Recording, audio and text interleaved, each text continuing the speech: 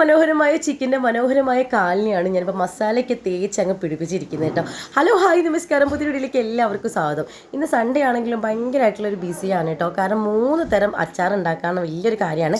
അതിൻ്റെ ഇടയിൽ എൻ്റെ അലക്കും കൂടി നടക്കുന്നുണ്ട്. പിന്നെ വാഷിംഗ് മെഷീനിലായതുകൊണ്ട് പിന്നെ അവിടെ ഇട്ടിട്ട് നമ്മുടെ ജോലിയും കൂടി ചെയ്യാമല്ലോ. അപ്പോൾ അങ്ങനെയൊക്കെയായിരുന്നു 3 തരം അച്ചാർ എന്ന് വെച്ചാൽ ഇവിടെ ഇമ്പോർട്ടൻ്റ് പല വീഡിയോസിലും പറഞ്ഞിട്ടുണ്ട്. നമുക്കിവിടെ അച്ചാർ ഉണ്ടാക്കുക എന്ന് പറഞ്ഞാൽ വലിയൊരു കാര്യമാണ്. എപ്പോഴും അച്ചാർ തീരുമ്പോൾ വേണം. പിന്നെ നമ്മൾ വിനാഗിരി അതുപോലത്തെ ഒന്നും യൂസ് ചെയ്യാറില്ല. നോർമലി ആയിട്ടുള്ള അച്ചാർ, ഹെൽത്ത് ആയിട്ടുള്ള അച്ചാറുകളാണ്. അതുകൊണ്ട് തന്നെ പെട്ടെന്ന് തീരുകയും ചെയ്യും കേട്ടോ. അങ്ങനെയൊക്കെയായിരുന്നു. അപ്പം സൺഡേ ആകുമ്പോൾ ഞാനിങ്ങനെ പ്രത്യേകിച്ച് എല്ലാ ദിവസവും ഇത്രയും ജോലിയൊന്നും ഉണ്ടാവാറില്ല. സാധാരണ എല്ലാ ജോലിയും ചെയ്ത് വെറുതെ വീട്ടിൽ കുത്തിപ്പിടിച്ചിരിക്കുക ചെയ്യാറ്.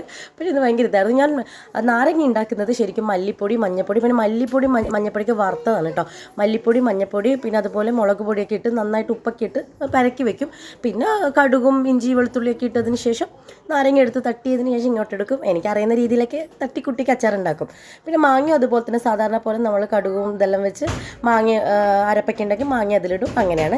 പിന്നെ നെല്ലിക്കും സാധാരണ പോലെ തന്നെ യൂസ് ചെയ്യാറ് കേട്ടോ. ഇതിൻ്റെയൊക്കെ റെസിപ്പി എന്താണെന്ന് വെച്ച് കഴിഞ്ഞാൽ ഞാൻ എല്ലാം തട്ടിക്കുട്ടിയായിരുന്നു ആക്കിയത്. പിന്നെ കായം ഇമ്പോർട്ടൻ്റ് ആയിട്ട് നമ്മൾ ഇടുമല്ലോ, അത് ഞാൻ കുറച്ചൊക്കെ യൂസ് ചെയ്യാറുള്ളൂ കേട്ടോ.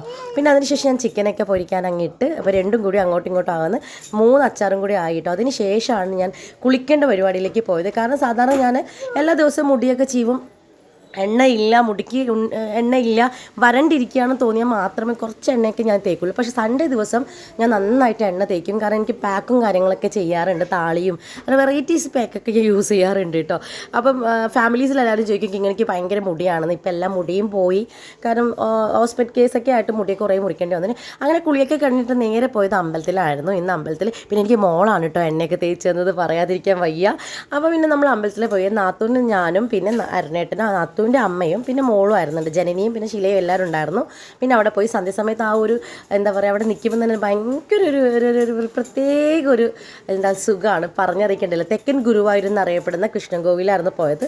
അവിടെ നമ്മുടെ നാത്തൂൻ്റെ സ്കൂളിലെ കുട്ടികളെ പ്രോഗ്രാം ഉണ്ടായിരുന്നു കേട്ടോ. പിന്നെ ചില എന്താ പറയുക അരങ്ങേറ്റവും കാര്യങ്ങളൊക്കെ ഉണ്ടായിരുന്നു.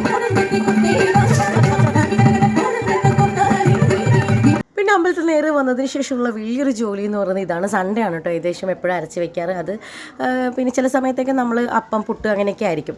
അപ്പം നമുക്ക് അരിമാവ് അരക്കണമായിരുന്നു. പിന്നെ നമ്മുടെ ഉഴുന്നും അരിയൊക്കെ ഇട്ടിട്ട് അരക്കുക. ഗ്രൈൻഡറിലാണ് അരച്ച് വെക്കാറ്. ഇതൊന്നും എനിക്ക് അറിയുന്നൊരു ജോലിയല്ല കേട്ടോ. ഞാനങ്ങനെ അരക്കാറൊന്നുമില്ല. അമ്മയാണ് ഈ ഒരു ഡ്യൂട്ടി അമ്മയാണ്. ഞാനത് കഴുകി വൃത്തിക്ക് അതിലേക്ക് ഇട്ട് കൊടുത്തെന്ന് മാത്രമേ ഉള്ളൂ. ബാക്കിയെല്ലാം കൈകൊണ്ടും കാര്യങ്ങളൊക്കെ ചെയ്യണ എല്ലാം അമ്മയാണ് കേട്ടോ. ബാക്കിയെല്ലാം ഹെൽപ്പ് അമ്മയാണ്.